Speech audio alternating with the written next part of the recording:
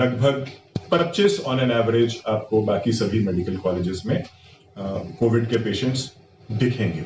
लेकिन interestingly ICU में admissions कम हैं। बहुत सारे लोग मेडिकल कॉलेजेस में भी ऑक्सीजन पे हैं और कुछ तो रूम एयर पे भी हैं। जो आज सुबह मैं जो रिव्यू कर रहा था, इन 207 में से हमने ये पाया कि 110 के करीब वो लोग भी मेडिकल कॉलेजेस में दाखिल हैं जो रूम एयर पर हैं, जिसका मतलब ये है कि मॉनिटरिंग के लिए उन्हें रखा गया है। सो आईसीयू और ऑक्सीजन पे लगभग 100 लोग इस समय अस्पताल में दाखिल।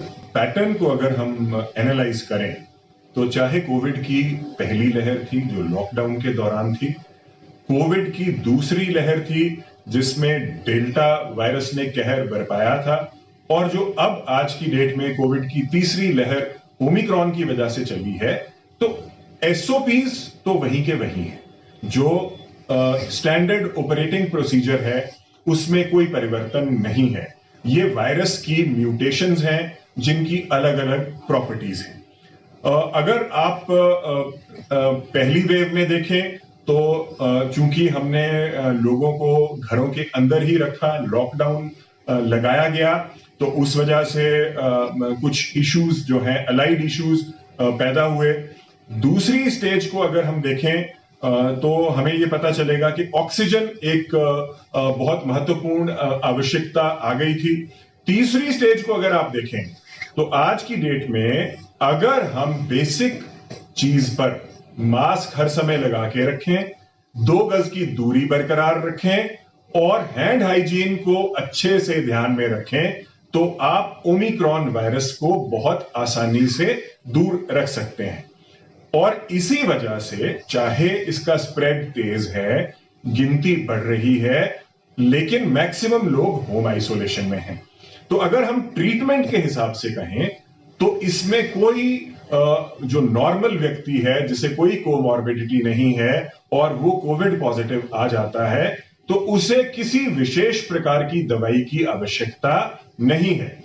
उसे होम आइसोलेशन किट में पैरासिटामोल की 500 या 650 मिलीग्राम्स वाली टेबलेट चाहिए, उसे जिंक टेबलेट चाहिए, उसे मल्टीविटामिन चाहिए, और बेसिक चीजें चाहे वो थर्मामीटर है, चाहे वो पल्स ऑक्सीमीटर है, इस प्रकार की चीजों की आवश्यकता है।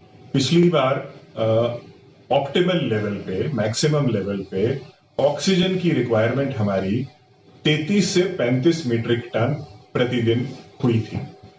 इस समय हम 100 मीट्रिक टन से ऊपर ऑक्सीजन प्रदेश में प्रोड्यूस कर रहे हैं। जो हमारे नए पीएसए प्लांट्स लगे हैं, जो लिक्विड मेडिकल ऑक्सीजन प्लांट्स हमने लगाए हैं, उन्होंने लगभग 90 मीट्रिक टन की बढ़ोतरी हमारी ऑक्सीजन सप्लाई की क्वांटिटी में की।